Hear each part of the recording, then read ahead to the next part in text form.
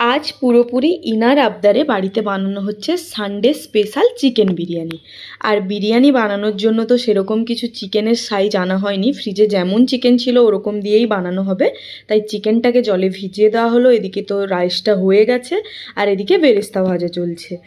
আর বেরেস্তা ভাজার পর এদিকে চিকেন কষানোর জন্য মানে মশলাটা রেডি করছে আর কি আমার বর। আর দুজনে মিলেই আজকে বানাচ্ছি বিরিয়ানিটা। আর এদিকে মশলাতে জল দিয়ে দেওয়া হয়েছে।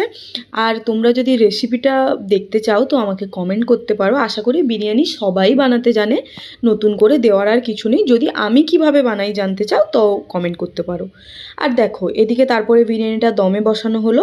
আর আজকে হচ্ছে শর্টকাট বিরিয়ানি, মানে ওই চিকেন কড়াতেই দমে বসিয়ে দিলাম যাতে শর্টে হয়ে যায়। আর তারপরে এদিকে তো একে একে স্টেপ ফলো করলো। আর তারপরে আমি এখন ওইখানে একটা ফুটো বন্ধ করলাম যাতে কোনোভাবে কোনো মানে দমটা বেরিয়ে না যায়, সেই কারণে আমি আটা একটু গুলে ওইখানে চাপিয়ে দিলাম।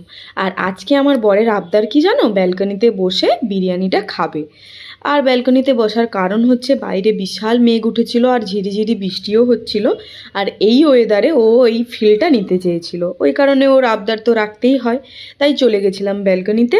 আর বিরিয়ানিটা সত্যি খেতে অসাধারণ হয়েছিল, আর তোমরা তো দেখেও নিশ্চয়ই বুঝতে পারছো। তাহলে আমরা এখন ঝটপট করে খেয়ে নিই, দেখা হবে তোমাদের সাথে অন্য কোনো ভিডিওতে। টাটা।